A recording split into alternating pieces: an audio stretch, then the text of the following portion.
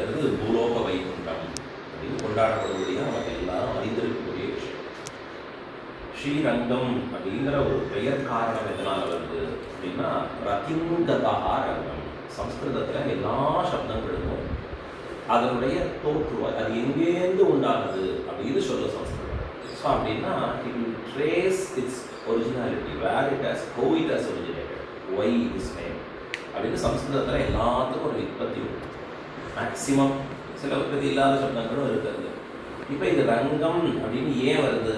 ரதிங்கதா, எந்த இடத்துல வந்தால் ஆனந்தம் அதிகமாக ஆகிற்றோ அதற்கு ரங்கம் அப்படின்னு பேர்.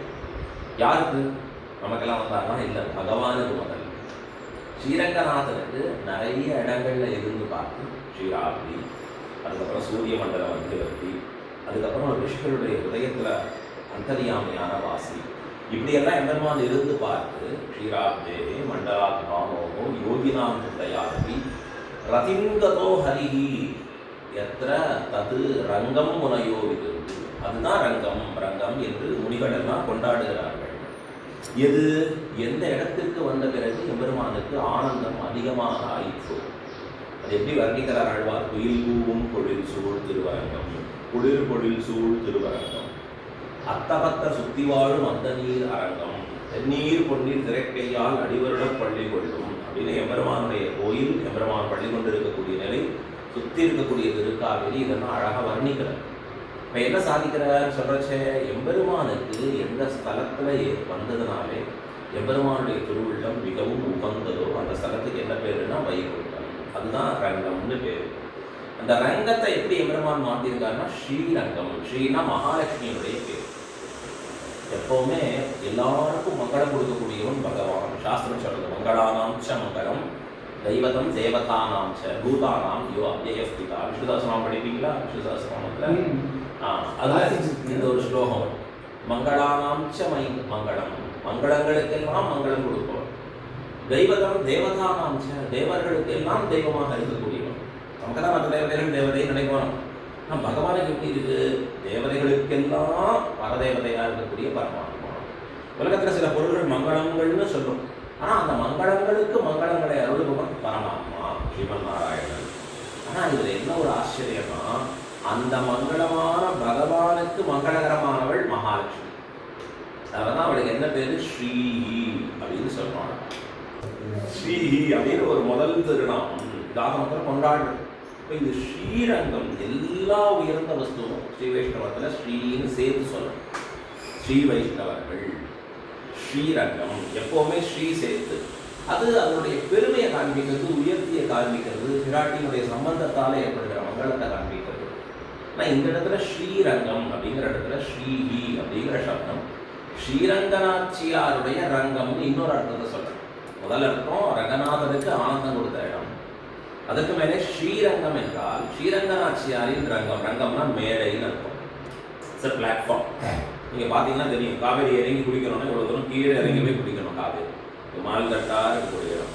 இப்போ காவேரி தேடி ஓடுபடியாக இருக்குது, முன்னாடி காவேரி பக்கத்துலேயே இருக்கபடியாக இருந்ததுனால ஸோ மணல் திட்டா இவ்வளோ பெருசாக இருக்கிற இடம், அதுக்கு ரங்கம் மேடைன்னு பேர். யாருக்கு மேடை இது? ஸ்ரீ மகாலட்சுமி ஆகிற பிராட்டி ஸ்ரீரங்கநாச்சியார் நர்த்தனம் ஆடக்கூடிய மேடை அப்படின்னு இதனுடைய கிரேட்னஸ் சொல்கிறார். இந்த பெரியவாச்சான்களில் பெரிய திருமொழி வியாக்கியானத்தில் இதை பற்றி சொல்கிறார். ஊரும் அவள் பேராயிற்று, ஊரும் இவள் பேர் தான். யார் பேர்? ஸ்ரீரங்கநாச்சியார் பேர் அப்படின்னு ஸ்ரீரங்கநாச்சியார். அப்போ பகவானுக்கே மங்களங்களை கொடுக்கக்கூடிய ஸ்ரீரங்கநாச்சியார். அதெல்லாம் கோயிலில் போனேன்னா மேலே மூலஸ்தானத்தில் கூட தாயார் கஜலட்சுமி படம் தான் இருக்கும் மேலே. ஏன்னா அவனுக்கும் மங்களத்தை கொடுப்பவள் அவளே, மகாலட்சுமியே. அந்த மகாலட்சுமி ரத்தனமானக்கூடிய ஸ்தலம் ஸ்ரீரங்கம். இப்போ ரங்கநாதர் வந்ததுனால ஸ்ரீரங்கத்திற்கு பெருமை அப்படின்னா அது மட்டுமேவா அப்படின்னா இல்லை. இது பூலோக வைகுண்டம் தான், அப்படியே சப்த பிராகாரங்களோடு கூடியது தான். உத்தமோத்தம க்ஷேத்திரம்னா இந்த மாதிரி க்ஷேத்திரம் உலகத்தில் வேற எங்கேயும் கிடையாது. உத்தமோத்தமம்னு பேர். உத்தமோத்தமம்னா இருக்கிறதுலையே highest and highest level of ஆகம சாஸ்திரம் சொல்லப்பட்ட அந்த கிரமம் எல்லாம் இருக்கக்கூடிய ஒரு அமைப்பு, டெம்பிளுடைய அமைப்பு. வேற எங்கேயும் இவ்வளோ பெருசாக பார்க்க முடியும். இப்போ அப்படிப்பட்ட உத்தமோத்தம க்ஷேத்திரத்தினாலேயே பெருமையானா இல்லை, ஆழ்வார்கள் பாடினதுனால தான் இந்த பெருமாளுக்கு பெருமை. 10 ஆழ்வார்களும் ஸ்ரீரங்கநாதனை பற்றி அழகான பாசுரங்களை பாடி ஸ்ரீரங்கநாதனின் பெருமைகளை சொல்றேன். சரி, அதான் இன்னைக்கு சொல்றார் அரையர் சுவாமி, பதின்மர் பாடும் பெருமாள் அப்படின்னு சொல்லியிருக்காரு.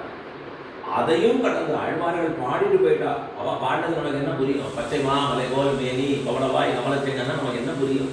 பல்லாண்டு பல்லாண்டு பல்லாயிரத்தாண்டு பல்கோடி நூறாயிரம்னா நமக்கு என்ன புரியும்? மார்கழி திங்கள் பதினைந்த நாள் நீராட போதுவீங்க எப்பொழுது கிடைக்கும் பொங்கல்ங்கிறாங்க. மார்கழி திங்கள்னா உடனே அடுத்தது அங்கே வந்து சாப்பிட்றதுக்கு என்ன பண்ணுறது நெக்ஸ்ட். இப்போ என்ன புரியும் நமக்கு? ஆச்சாரியர்கள் எழுந்தருளி அதை நமக்கு விளக்கி சொல்ல வேண்டும். எவ்வளோ பெரிய உயர்ந்த அர்த்தம் இருக்குது தெரியுமா? எவ்வளோ பகவத் பக்தி அதில் காட்டப்பட்டிருக்கு தெரியுமா? நம்ம வாழ வேண்டிய முறைகள் சொல்லப்பட்டிருக்கு தெரியுமா? அதெல்லாம் யார் சொல்லணும்? நம்முடைய ஆச்சாரியர்கள் அங்கே எழுந்தருளி. அதனால தான் ஜெகதாச்சாரியாரான சுவாமி ராமானுஜர் அவருக்கு முன்பும் பின்புமாக இருக்கக்கூடிய ஆச்சாரியர்கள் சேர்ந்து ஸ்ரீரங்க கஷேத்திரத்தில் வாசம் பண்ண. அவர்கள் அவதரிச்சது எங்கெங்கேயோ இருக்கலாம்.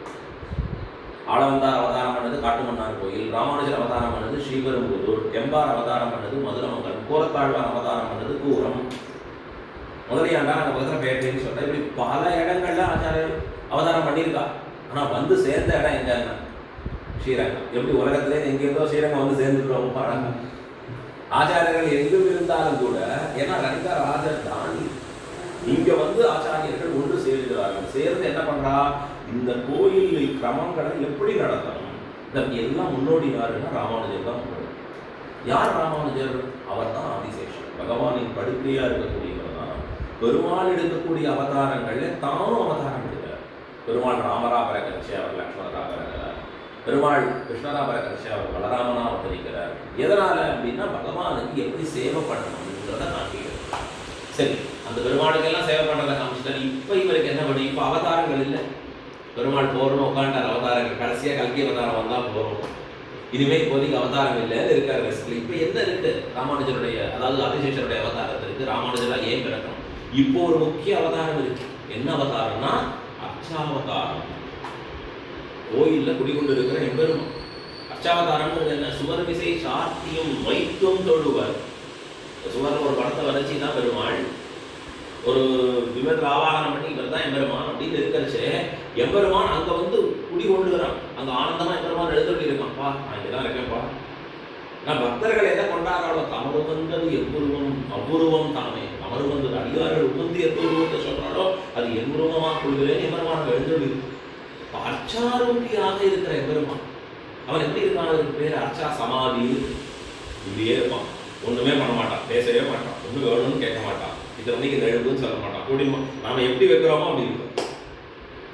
காமி தனிக்கு அம்சப்படலாம் பெருமாள். ஒரு விஷயம் நான் போய் கொஞ்சம் காஃபி சாப்பிட்டு வரேன்.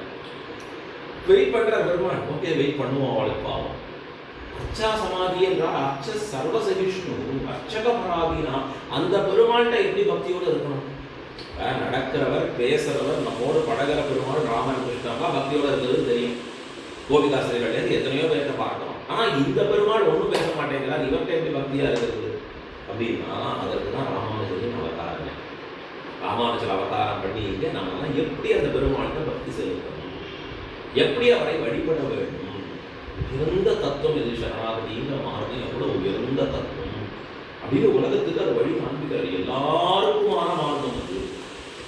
பக்தி மார்க்கமோ இன்னொன்னோ எல்லாராலையும் முடியாத விஷயம். சரணாகதி எல்லாராலும் முடியக்கூடிய விஷயம். இதை ராமானுஜர் சொன்னார்னு பெரிய விஷயம் இல்லை, ரங்கநாதர் அப்ரூவ் பண்ணாருங்கிறது தான் முக்கிய விஷயம். ரங்கநாதர் அப்ரூவல் எப்படி தெரியுது? இன்னைக்கும் ராமானுஜர் கோயிலுக்குள்ள இருக்கார். உடையவர் அங்கே சரமதிருவியோட கூடியிருக்க சரமதிருவியை ராமானுஜர் எழுதியிருக்கிறார். என்ன காண்பிக்கிறது? ராமானுஜருடைய கொள்கை தான் என் கொள்கை என்று யார் சொல்றா? ரங்கநாதர் நமக்கு வழி காண்பிக்கிறார். அப்ப ரங்கநாதர் பிடிக்கிறது கட்டம், ராமானுஜர் பாதங்களை பிடிச்சு நம்ம போறது ரொம்ப சுலபம். அதில்தான் சிவையிட்டவர்கள் அடியேன் ராமானுஜர் தாசன். யாருமே ரங்கநாத தாசன் சொல்றது இல்லை, அவரை மறந்தாச்சு. திருவேங்கடமுடையான் தாசன் சொல்றது இல்லை. யார் சொல்றோம்? ஏன் ராமானுஜர் தாசன், ராமானுஜரின் தொண்டன். பெருமாளின் தொண்டனா இருந்தா எங்க உட்கார வைப்பாருன்னு தெரியாது. ஒரு சமயம் மேல கூட வைப்பாரு, ஒரு சமயம் கீழே போட்டு கூட வைப்பாரு. ஆனால் ராமானுஜர் தாசனா இருந்தா நம்ம எந்த கதியான மோட்சத்துக்கே அழைத்து செல்லக்கூடிய சத்தான மார்க்கத்தில் நிற்கலாம். இதுதான் அத்திகிரி அருளாளராக இருக்கக்கூடிய வரதராஜ பெருமாள், திருவேங்கடமுடையான், பெருமாளின் சோலை அழகர் பெருமாள் எல்லாரும் ஒரு சேர சொல்லியிருக்கிற வார்த்தை. அத்திகிரி வரதராஜ பெருமாள் 6 வார்த்தைகள்னு சொல்றார். அங்க திருமாலிருஞ்சோலையில் இருக்க பெருமான் கிடாம்பி ஆச்சாரம் போய் சாதாரண நிச்சயமா ஒரு வார்த்தை, நானா என்ன சுவாமி ஒரு ஆள் யோகியதே இல்லைன்னு ஒரு பெரிய மகான் சொல்றா போய் உடனே அவர் சொல்றாரு, நீ இப்படி பேசக்கூடாது. ஏன் நம்ம ராமானுஜனை இருக்க வைக்க நீ இப்படி பேசலாமா? உனக்கு ராமானுஜரை தான் கொடுத்துருக்கேனே அப்படின்னு காண்பிக்கிறார். அப்ப எல்லா திவ்யதேசத்தை பெருமான்கள் இன்னைக்கும் திருவேங்கடமுடியானுக்கு யார் குரு, யார் ஆச்சாரியன்? அவருக்கு மெயின் திருவேங்கடமுடியானுக்கு என்ன கலெக்ஷன் தான் மெயின். என்ன பண்றாரு? நல்ல விநியோகம் பண்றாரு. திவ்ய பிரபந்தத்துல 2000-3000 பேருக்கு மாசம் திவ்ய பிரபந்தம் கத்துட்டா அவளுக்கு சம்பாவனைன்னு கொடுத்துட்டு இருக்காரு. தமிழ்ங்கிறோம். அங்க அவர் திருவேங்கடையான் தமிழை வாழ வைப்பார். திவ்ய பிரபந்தம் 4000 படிச்சான். பிகாம் படிச்சா அக்கௌண்டன்ஸ் வேலை, பிஇ படிச்சா இன்ஜினியர் வேலை. ஆனா இதை பண்ணவனுக்கு திவ்ய பிரபந்தம் ஆசிரியருக்கு 4000 கத்தவனுக்கு என்ன இருக்கு அப்படின்னா அவனுக்கு ஆப்பர்ச்சுனிட்டி அவர் கொடுக்குறார். நீ ஏதோ ஒரு கோயில் ஊரில் இருக்கிற ஒரு இடத்துல ஸ்தலத்தில் அந்த வாசம் உனக்கு அங்கேயிருந்து மாசம் நான் கொடுக்குறேன் சார். வேதவாசியம் வாழ்க்கை வேதவாசியம் 10,000 பேருக்கு மேலே கொடுத்துட்டு இருக்காரு. ஒவ்வொரு மாசமும் கொடுக்குறாரு. அவருடைய சம்ரட்சணத்துக்காக அந்த மாசம் சம்பாவனை. இப்போ இது எதை காண்பிக்க? அப்போ அவருக்கு என்ன வேண்டிருக்கு? கலெக்ஷன் வந்தால் தான். கலெக்ஷனை யாருக்குரிய கவனிச்சுட்டே இருக்காரு அப்படின்னா ராமானுஜர் தான் வச்சிருக்காரு. அவருடைய சாட்சாத் ஆச்சாரியன் ஜெகதாச்சாரியரான ராமானுஜர் தான் அந்த எழுதர்ஷி பாஷ்யக்காரோட சன்னதின்னு போட்டிருப்பார். அந்த போரட்சி திருவேங்கடைய சன்னதி சாட்சாத் ராமானுஜர் அவருக்கு குரு. ஏன்னார் அப்பனுக்கு சங்காழி ஈர்ந்தவர்கள் அப்படின்னா திருவேங்கடையானுக்கு சங்க சக்கரங்களை கொடுத்தார். சக்கரத்தையும் சங்கத்தையும் கொடுத்து அதை தான் திருவேங்கடையான் தரித்திருக்கும்படியாக இருந்தான். நமக்கு அந்த ராமானுஜரும் மற்றுமுண்டான அத்துணை ஆச்சாரியர்கள் சித்திரவித்தியில் அத்தனை ஒரு பெருமை. இங்கே தான் கோலத்தாழ்வான் திருமாளிகை, இங்கே தான் முதலியாண்டான் திருமாளிகை, இங்கே தான் ஆளவந்தாரனுடைய வடம், இங்கே தான் திருநெல்வி திருமாளிகை. இதெல்லாம் சேர்ந்து இருக்கிறது தான் ஒரு சித்திரவித்தியனுடைய மகாத்மியம்.